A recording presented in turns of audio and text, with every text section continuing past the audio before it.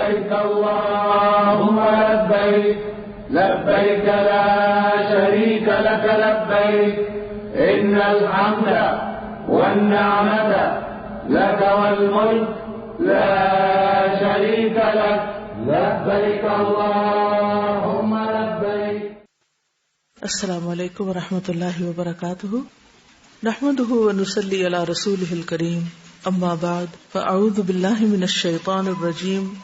بسم اللہ الرحمن الرحیم. رب اشرح لی صدری ویسر لی امری واحلل عقدۃ من لسانی یفقہوا قولی. ابن عباس سے روایت ہے کہ وہ عرفہ کے دن نبی صلی اللہ علیہ وسلم کے ساتھ واپس ہوئے. نبی صلی اللہ علیہ وسلم نے اپنے پیچھے بہت شور و غل اور اونٹوں کے مارنے کی آواز سنی تو آپ نے ان کی طرف اپنے کوڑے سے اشارہ کیا اور فرمایا لوگوں اطمینان اختیار کرو، اس لیے کہ اونٹوں کو دوڑانا کوئی نیکی نہیں ہے. یعنی اس وقت ریس لگا رہے ہو، اس میں کوئی نیکی کی بات نہیں ہے کہ کون پہلے پہنچتا ہے. ابن عباس رضی اللہ عنہ نے کہا میں نے دیکھا کہ اس کے بعد کوئی بھی سواری اپنے 2 پاؤں اٹھا کے نہیں دوڑ رہی تھی، یہاں تک کہ آپ مزدلفہ پہنچ گئے. اتنی جلدی سب نے بات مان لی. علی رضی اللہ عنہ سے روایت ہے کہ آپ نے اسامہ رضی اللہ عنہ کو اپنے پیچھے سوار کر لیا، پھر آپ اپنی اونٹنی پر درمیانی چال سے روانہ ہوئے. لوگ دائیں بائیں اونٹوں کو مار رہے تھے، آپ ان کی طرف متوجہ ہوتے تھے اور فرماتے تھے لوگوں سکون کے ساتھ، سکون کے ساتھ. راستے میں جہاں خالی جگہ ہو تیز چلنا، یعنی رش کی جگہ پر ذرا رفتار آہستہ کر لینا اور جب خالی جگہ ہو تو تھوڑا تیز قدم اٹھانا. ہشام بن عروہ اپنے والد سے روایت کرتے ہیں کہ میں اسامہ رضی اللہ عنہ کے پاس بیٹھا ہوا تھا. ان سے پوچھا گیا کہ رسول اللہ صلی اللہ علیہ وسلم عرفہ سے واپسی کے وقت حجۃ الوداع میں کس طرح چل رہے تھے. انہوں نے جواب دیا کہ آپ تیز چلتے تھے اور جب وسیع میدان پاتے تو زیادہ تیز چلتے. یعنی سکون اور وقار کا مطلب سست رفتاری نہیں. راستہ بھر تلبیہ، تکبیر اور تحلیل کہتے آئے. عبد الرحمن بن یزید سے مروی ہے عبداللہ رضی اللہ عنہ جس وقت مزدلفہ سے واپس ہوئے تو تلبیہ پڑھتے رہے. لوگ کہنے لگے کیا یہ دیہاتی آدمی ہے، بدو ہے؟ عبداللہ نے فرمایا کیا لوگ بھول گئے یا گمراہ ہو گئے؟ میں نے اس ذات سے سنا ہے جس پر سورۃ البقرہ نازل کی گئی. وہ اس جگہ فرما رہے تھے لبیک اللہم لبیک، یعنی میں ان کی پیروی میں لبیک پڑھ رہا ہوں اور تم لوگوں کے لیے یہ ایک اجنبی بات ہو گئی. ابن عباس کہتے ہیں کہ عرفات سے مزدلفہ تک اسامہ بن زید رسول اللہ صلی اللہ علیہ وسلم کی سواری کے پیچھے بیٹھے. انہوں نے بیان کیا کہ رسول اللہ صلی اللہ علیہ وسلم جمرہ عقبہ کی رمی تک برابر تلبیہ کہتے رہے. ٹھیک ہے، عرفات سے جو تلبیہ کہنا شروع کیا کب تک جاری رہا؟ 10 تاریخ کو جمرہ عقبہ کی رمی تک. تو اسامہ جو تھے وہ پیچھے بیٹھے ہوئے تھے ساتھ ہی اسی سواری پر. یہ مینشن کرنا کیوں ضروری تھا کہ وہ ساتھ بیٹھے ہوئے تھے؟ تاکہ کسی چیز کو کنفرم کرنا ہو تو ان سے کر لیں. وہ ہر چیز غور سے دیکھ رہے تھے، بالکل ہی ساتھ تھے. اشعث بن سلیم سے روایت ہے کہ میں عبداللہ بن عمر رضی اللہ عنہ کے ساتھ عرفات سے مزدلفہ کو آیا. راستے میں وہ برابر تکبیر اور تحلیل میں مشغول رہے یہاں تک کہ ہم مزدلفہ پہنچ گئے. تو اس میں تلبیہ بھی، لا الہ الا اللہ بھی، تکبیرات بھی. مزدلفہ سارا ٹھہرنے کی جگہ ہے، سارے کا سارا ہی جائے وقوف ہے، البتہ وادی محصر سے ہٹ کر. وادی محصر کون سی جگہ ہے؟ جہاں پر ابرہہ کے لشکر کو مارا گیا تھا. تو وہ عبرت کی جگہ ہے، وہاں نہیں رکنا چاہیے، نہ وہاں وقوف کرنا چاہیے، اس جگہ سے تیزی سے گزرنا چاہیے. مزدلفہ پہنچ کر مغرب اور عشاء کی نمازیں جمع اور قصر ادا کریں. عبداللہ بن مسعود نے بیان کیا میں نے رسول اللہ صلی اللہ علیہ وسلم کو کبھی نہیں دیکھا کہ آپ نے کوئی نماز بے وقت پڑھی ہو. آپ ہمیشہ وقت پر نماز پڑھتے تھے، مگر مزدلفہ میں آپ نے مغرب اور عشاء کو جمع کر کے تاخیر سے پڑھا. یعنی مغرب کے وقت پر نہیں بلکہ عشاء کے وقت میں مغرب بھی پڑھی. دونوں نمازیں ایک اذان اور 2 اقامت کے ساتھ، دونوں نمازیں ایک اذان اور 2 اقامت کے ساتھ ادا کریں اور دونوں نمازوں کے درمیان کوئی سنت یا نفل نماز نہ پڑھیں. ٹھیک ہے، کیا کہا میں نے؟ ایک اذان، 2 اقامت اور صرف 3 مغرب کے فرض اور 2 عشاء کی، کیونکہ قصر، اور ان کے بیچ میں کوئی سنت وغیرہ نہیں. عبداللہ بن عمر رضی اللہ عنہما نے بیان کیا کہ مزدلفہ میں نبی صلی اللہ علیہ وسلم نے مغرب اور عشاء ایک ساتھ ملا کر پڑھی تھی، ہر نماز الگ الگ تکبیر کے ساتھ، اور ان دونوں کے درمیان کوئی نفل یا سنت نہیں پڑی اور نہ ان کے بعد. یہ رات سو کر گزارنے کی ہے، آرام کرنے کی ہے. جابر بن عبداللہ حجۃ الوداع والی حدیث میں بیان کرتے ہیں مزدلفہ آ کر آپ نے ایک اذان اور 2 اقامت کے ساتھ مغرب اور عشاء کی نمازیں ادا کی. ان دونوں نمازوں کے درمیان کوئی دوسری نماز نہیں پڑھی. پھر طلوع فجر تک آپ نے آرام فرمایا. اگر کوئی مزدلفہ کو مس کر جائے، یعنی کہ پہنچ ہی نہیں پایا اور رات کا کوئی حصہ بھی اس کو نہیں ملا، تو اس کو دم دینا ہوگا. ٹھیک ہے، جانور کی قربانی. لیکن یہاں سے اگر کوئی ارلی نکلنا چاہے تو اس کی اجازت ہے. خواتین، بچے، کمزور، بوڑھے لوگ اگر آدھی رات کے بعد مینا کی طرف روانہ ہونا چاہیں تو ہو سکتے ہیں، کیونکہ اس کے بعد مینا جانا ہے. حضرت عائشہ سے مروی ہے کہ ام المومنین سودا رضی اللہ عنہا نے نبی صلی اللہ علیہ وسلم سے مزدلفہ کی رات عام لوگوں سے پہلے روانہ ہونے کی اجازت چاہی.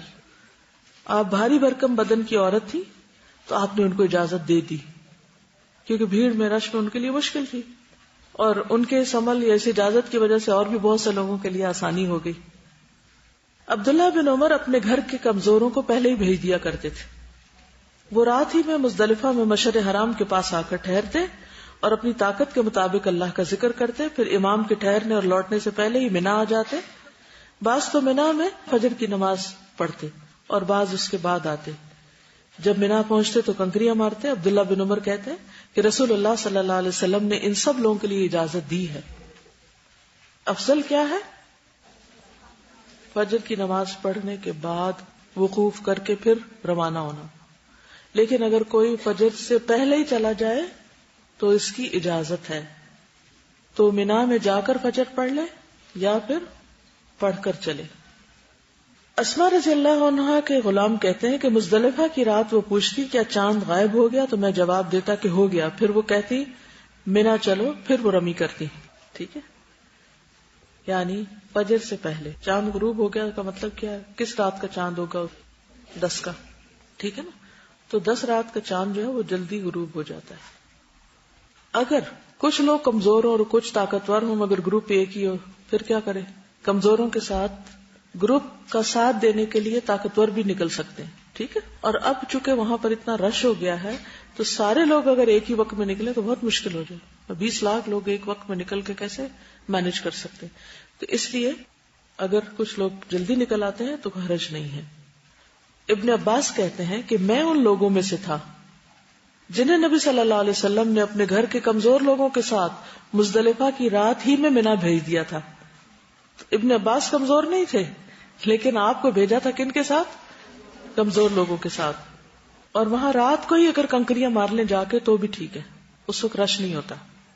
نماز فجر وقت شروع ہوتے ہی ادا کرنی چاہیے جو مزدلفہ میں، ورنہ تو تھوڑی لیٹ بھی کر سکتے ہیں. عبداللہ بن مسعود نے بیان کیا کہ 2 نمازوں کے سوا میں نے نبی صلی اللہ علیہ وسلم کو اور کوئی نماز وقت کے بغیر پڑھتے نہیں دیکھا. آپ نے مزدلفہ میں مغرب اور عشاء ایک ساتھ پڑھی اور فجر کی نماز بھی اس دن معمول کے وقت سے پہلے ادا کی، یعنی اذان ہوتے بالکل اندھیرے میں، کیونکہ نماز کے بعد یہاں پر وقوف کرنا ہے. نماز فجر کے بعد اچھی طرح روشنی پھیلنے تک اگر ممکن ہو تو مشعر حرام کے پاس ان پہاڑیوں کے قریب، ورنہ اپنے اپنے قیام گاہ پر قبلہ رخ ہو کر ہاتھ اٹھا کر دعا مانگے. قبلہ رخ ہو کر ہاتھ اٹھا کر، کیونکہ اللہ سبحانہ وتعالیٰ کا ارشاد ہے فَاذْكُرُوا اللَّهَ عِنْدَ الْمَشْعَرِ الْحَرَامِ، مشعر حرام کے پاس اللہ کا ذکر کرو. تو یہ ذکر کی جگہ ہے، اس لیے یہاں پر ذکر کرنا چاہیے. قبلہ رخ ہو کر ہاتھ اٹھا کر دعائیں مانگے انسان. جابر بیان کرتے ہیں کہ آپ قصوہ اونٹنی پر سوار ہو کر مشعر حرام تک آئے، پھر قبلے کی طرف رخ کر کے دعا، تکبیر، تحلیل، توحید میں مصروف رہے یہاں تک کہ صبح کی روشنی خوب پھیل گئی. تو آپ نے فضل بن عباس کو اپنے پیچھے سوار کیا اور طلوع آفتاب سے پہلے وہاں سے مینا کے لیے چل پڑے. عبداللہ بن عمر اپنے گھر کے کمزوروں کو پہلے ہی مینا بھیج دیتے تھے اور پھر وہ پہلے ہی کنکریاں وغیرہ مار لیتے. مینا سے رمی کے لیے چنے کے دانے کے برابر کنکریاں چننی چاہیے. کچھ لوگ مزدلفہ سے ہی چننے لگتے ہیں، تو مسنون کیا ہے؟ مینا سے ہی چننا. جابر کہتے ہیں میں نے نبی صلی اللہ علیہ وسلم کو دیکھا، آپ نے چنے کے دانے کے مثل جمرہ کو کنکریاں ماری. ابن عباس سے مروی ہے کہ رسول اللہ صلی اللہ علیہ وسلم نے جمرہ عقبہ کی صبح کو مجھ سے فرمایا جبکہ آپ اونٹنی پر تھے کہ میرے لیے کنکریاں چن دو. میں نے آپ کے لیے 7 کنکریاں چن دی جو انگلیوں میں پکڑ کر پھینکنے کے قابل تھی. فضل بن عباس سے مروی ہے کہ عرفہ کی رات گزارنے کے بعد جب صبح کے وقت ہم نے وادی مزدلفہ کو چھوڑا تو نبی صلی اللہ علیہ وسلم نے لوگوں سے فرمایا اطمینان اور سکون اختیار کرو. مزدلفہ سے اٹھے منا جا رہے ہیں, اب پھر آپ فرما رہے ہیں سکون اور اطمینان. اس وقت آپ اپنی سواری کو تیز چلنے سے روک رہے تھے, یہاں تک کہ وادی محصر سے اتر کر جب منا میں داخل ہوئے تو فرمایا چنے کے دانے کی مثل کنکریاں لے لو تاکہ رمی جمرات کی جا سکے. اور نبی صلی اللہ علیہ وسلم اپنے ہاتھ سے اس طرح اشارہ کرنے لگے جس طرح انسان کنکری پھینکتے وقت کرتا ہے, یعنی کنکری پھینکنے کے اشارے کے ساتھ بات فرمائی. اب آپ دیکھیے کہ یہاں منا اور مزدلفہ کے قریب ہے وادی محصر جہاں کنکریاں پھینکی گئی تھی. کس پر؟ ابرہہ کے لشکر پر. اور اس کے قریب ہی جمرات ہیں جہاں ابراہیم علیہ السلام نے کنکریاں ماری تھی. کس کو؟ شیطان کو. کچھ لوگ کنکریوں کے بجائے جوتے مارتے ہیں اور جو ہاتھ لگے پھینکتے ہیں, بوتلیں پانی کی, اور غصے میں آ جاتے ہیں اور جذباتی ہو جاتے ہیں, ایموشنل ہو جاتے ہیں, دھکے دیتے ہیں اور بس چلے ان کا تو لوگوں کو بھی پھینکتے ہیں. اب عید کا دن آنے لگا, 10 ذی الحج یوم النحر. نماز فجر کے بعد سورج طلوع ہونے سے پہلے جب روشنی پھیل جائے تو منا کے لیے روانہ ہو. یہ اصل حکم ہے, رخصت اگرچہ موجود ہے. عمر بن میمون کہتے ہیں جب عمر بن خطاب نے مزدلفہ میں فجر کی نماز پڑھی تو میں بھی موجود تھا. نماز کے بعد آپ ٹھہرے اور فرمایا کہ مشرکین سورج نکلنے سے پہلے نہیں جاتے تھے, کہتے تھے اے ثبیر تو چمک جا. نبی صلی اللہ علیہ وسلم نے مشرکوں کی مخالفت کی اور سورج نکلنے سے پہلے روانہ ہوئے. اسی لیے آپ نے فجر بہت ارلی پڑھ لی اور پھر فجر پڑھنے کے بعد کھڑے ہو کر دعائیں وغیرہ بھی کی, بیٹھ کے بھی کر سکتے, قبلہ رخ ہو کے اور ہاتھ اٹھا کے مانگا. اس کے بعد آپ روانہ ہو گئے اس سے پہلے کہ سورج نکلے, روشنی پھیلنے پر, اندھیرے میں نہیں نکلے. دیکھیے سورج کی تو دھوپ ہوتی ہے, اس سے پہلے بھی تو روشنی ہوتی ہے نا. فجر طلوع ہوتے ہی روشنی شروع ہو جاتی ہے, اندھیرا ختم ہونے لگتا ہے. راستے میں کثرت سے تلبیہ پڑھیں. کس راستے میں؟ مزدلفہ سے منا آتے ہوئے. مزدلفہ سے منا تک فضل بن عباس آپ کے ساتھ تھے. وہ کہتے ہیں کہ جمرہ عقبہ کی رمی تک آپ برابر تلبیہ کہتے رہے, لبیک اللہم لبیک. مزدلفہ سے منا آتے ہوئے سکون اور وقار کے ساتھ آئے. جابر کہتے ہیں کہ آپ وادی محصر میں جب پہنچے تو آپ نے اونٹنی کو تیز چلایا اور اس درمیانی راستے سے چلنا شروع کیا جو جمرہ کبریٰ کی طرف نکلتا ہے, بڑے شیطان کی طرف. ابن عباس کہتے ہیں کہ نبی صلی اللہ علیہ وسلم نے فرمایا وادی محصر میں نہ روکو, یعنی وہاں سے بس گزر ہی جاؤ. منا پہنچ کر سب سے پہلے جمرہ عقبہ کی رمی کریں. عقبہ تھا سب سے پیچھے والا. انس بن مالک سے روایت ہے کہ رسول اللہ صلی اللہ علیہ وسلم منا تشریف لائے تو پہلے جمرہ عقبہ پر آئے اور اسے کنکریاں ماری. رمی کی ابتدا, اب یہ 10 تاریخ ہے عید کا دن اور اس میں صبح صبح رمی ہو رہی ہے. رمی کہتے ہیں کنکریاں مارنا. حضرت ابراہیم علیہ السلام جب اسماعیل علیہ السلام کو ذبح کرنے کے لیے آئے تو کیا ہوا تھا؟ شیطان ان کے پاس آیا تو انہوں نے کیا کیا, اس کو 7 کنکریاں ماری تو وہ کہاں چلا گیا؟ زمین میں. پھر اس کے بعد جب آگے گئے تو آپ نے وہ جگہ چھوڑ دی, آگے گئے دوبارہ ایسے ہوئے, 3 جگہ پر ایسے ہوئے. ٹھیک ہے. ابن عباس کہتے ہیں تم شیطان کو کنکریاں مارتے ہو اور اپنے والد ابراہیم کی پیروی کرتے ہو. انہوں نے کہا تھا نا ارنا مناسکنا, تو یہ بھی منسک ہے. اس کا فائدہ کیا ہے, فضیلت کیا ہے؟ جیسے طواف کی فضیلت ہے, سعی کی فضیلت ہے, وقوف عرفات کی فضیلت ہے, رمی کی کیا فضیلت ہے؟ گناہ جھڑتے ہیں. نبی صلی اللہ علیہ وسلم نے فرمایا تمہارا جمرات کو کنکریاں مارنا تو تمہارے ہر کنکری مارنے کے بدلے ایک کبیرہ گناہ جو ہلاک کرنے والا تھا اس کی معافی اور کفارہ ہوتا ہے.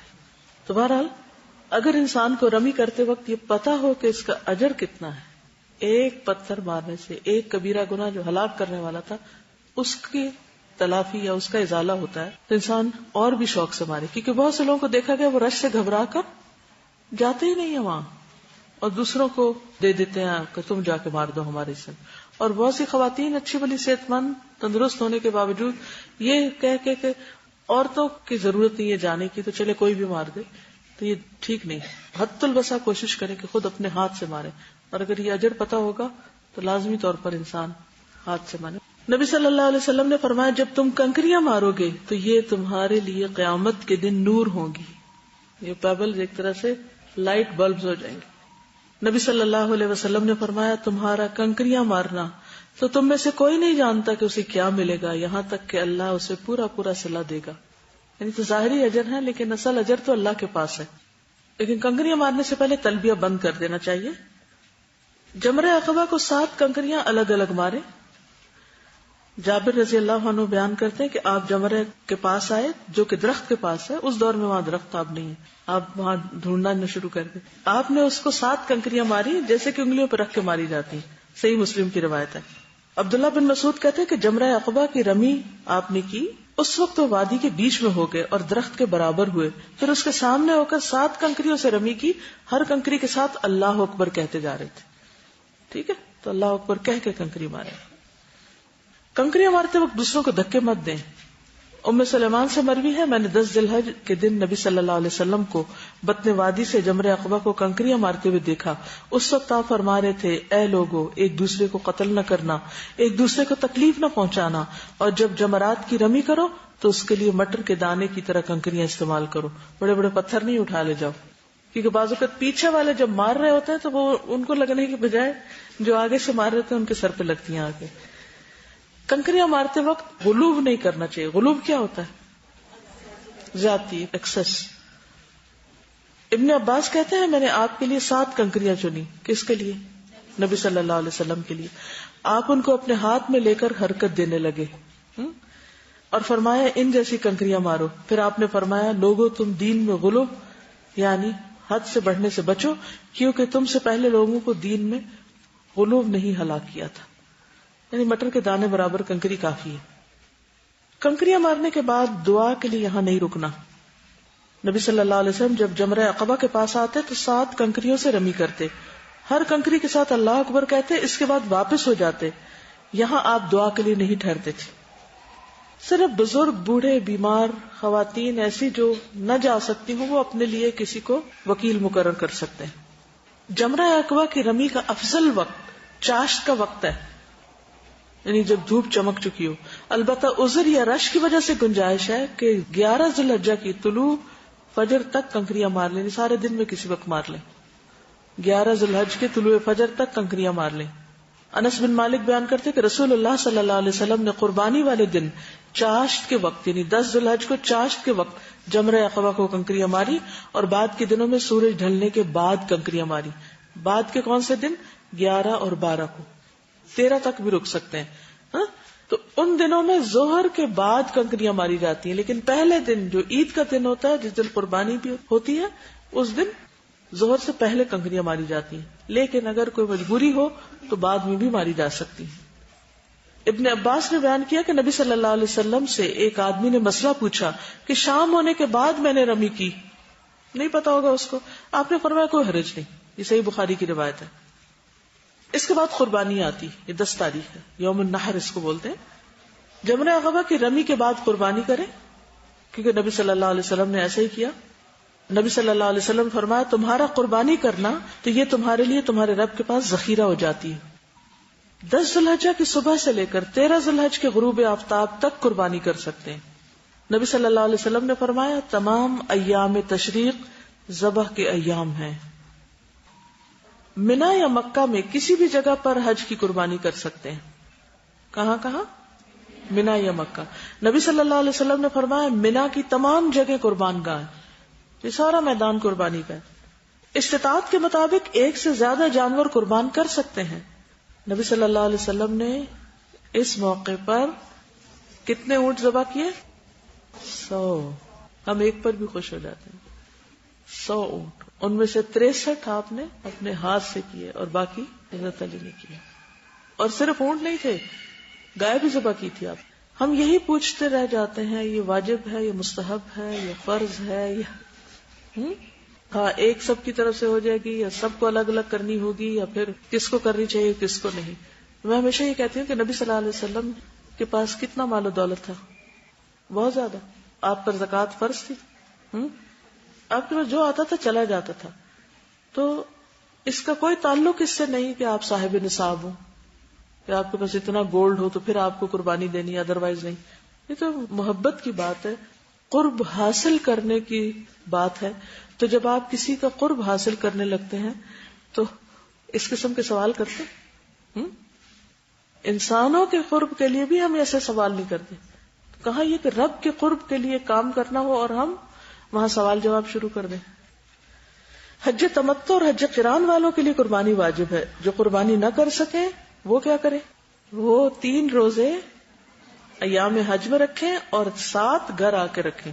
وَأَتِمُّ الْحَجَّ وَالْعُمْرَةَ لِلَّهِ فَإِنْ أُحْصِرْتُمْ فَمَا اسْتَيْسَرَ مِنَ الْهَدْيِ وَلَا تَحْلِقُوا رُؤُوسَكُمْ حَتَّى يَبْلُغَ الْهَدْيُ مَحِلَّهُ فَمَنْ كَانَ مِنْكُمْ مَرِيضًا أَوْ بِهِ أَذًى مِنْ رَأْسِهِ فَفِدْيَةٌ مِنْ صِيَامٍ أَوْ صَدَقَةٍ أَوْ نُسُكٍ فَإِذَا أَمِنْتُمْ فَمَنْ تَمَتَّعَ بِالْعُمْرَةِ إِلَى الْحَجِّ فَمَا اسْتَيْسَرَ مِنَ الْهَدْيِ فَمَنْ لَمْ يَجِدْ فَصِيَامُ 3 أَيَّامٍ فِي الْحَجِّ و7 إِذَا رَجَعْتُمْ تِلْكَ 10 كَامِلَةٌ ذَلِكَ لِمَنْ لَمْ يَكُنْ أَهْلُهُ حَاضِرِ الْمَسْجِدِ الْحَرَامِ.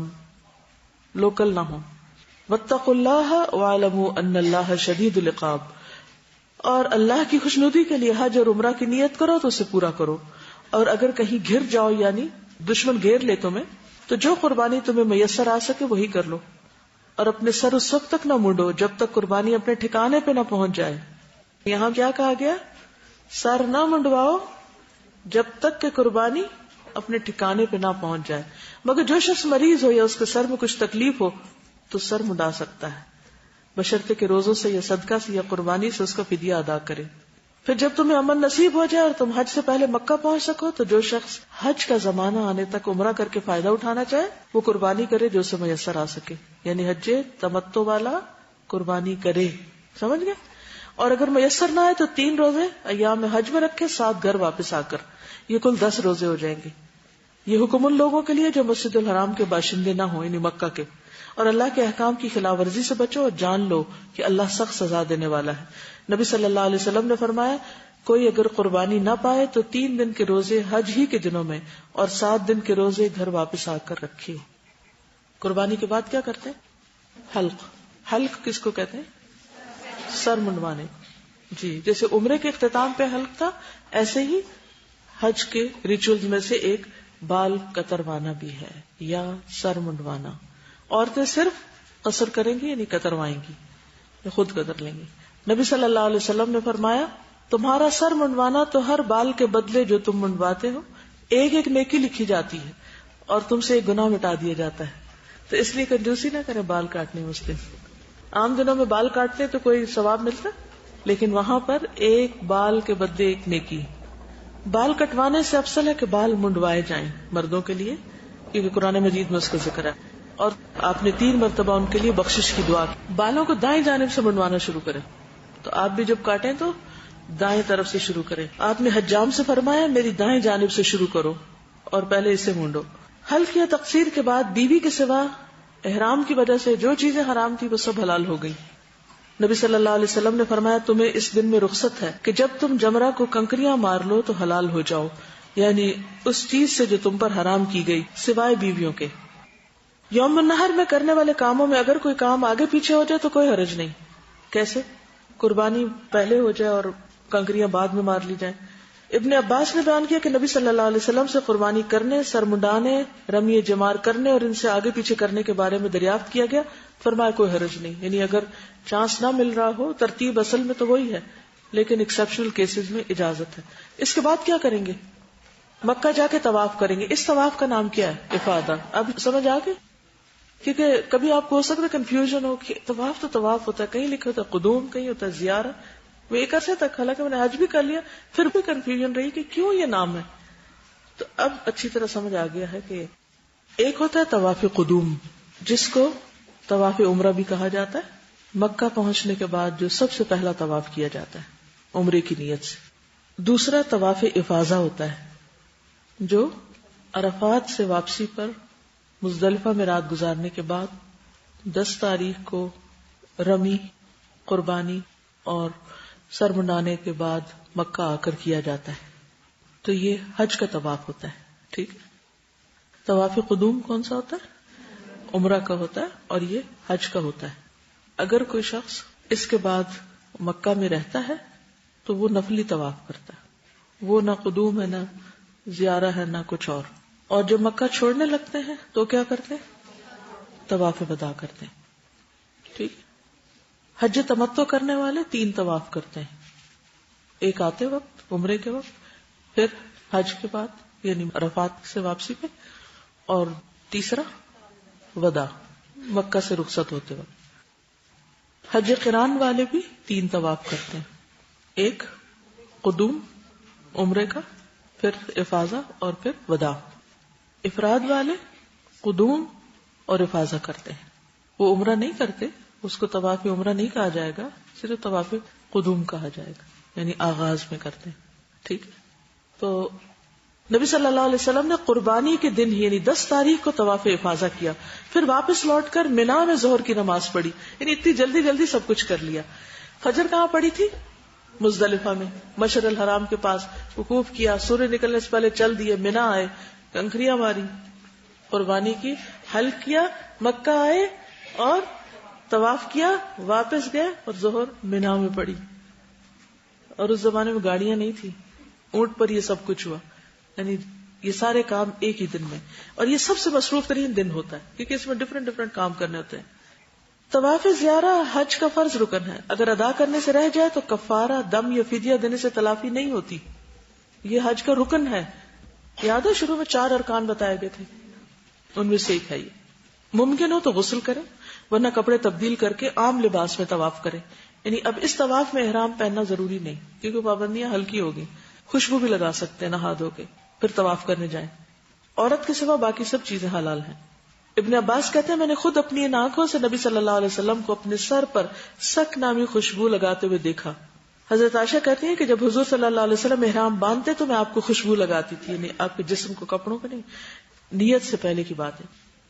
اسی طرح بیت اللہ کے طواف زیارت سے پہلے حلال ہونے کے لیے خوشبو لگائی. طواف زیارہ میں احرام نہ پہنے، ٹھیک ہے، استباء اور رمل نہ کریں، استباء اور رمل نہ کریں. نبی صلی اللہ علیہ وسلم نے اس طواف میں رمل نہیں کیا.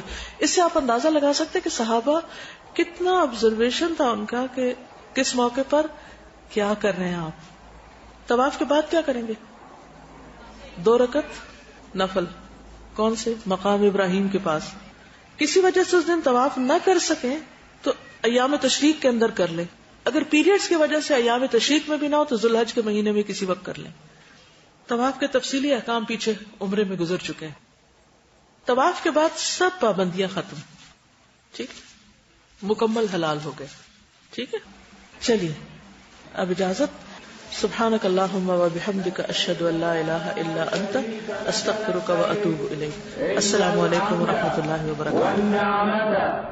لك والملك لا شريك لك لبيك اللهم لبيك والنعمة لك والملك لا شريك لك لبيك اللهم لبيك لك لبيك إن الحمد والنعمة لك والملك لا شريك لك لبيك اللهم لبيك لا شريك لك لبيك إن الحمد والنعمة لك والملك لا شريك لك لبيك اللهم لبيك لا شريك لك لبيك إن الحمد والنعمة لك والملك لا شريك لك لبيك اللهم لبيك لا شريك لك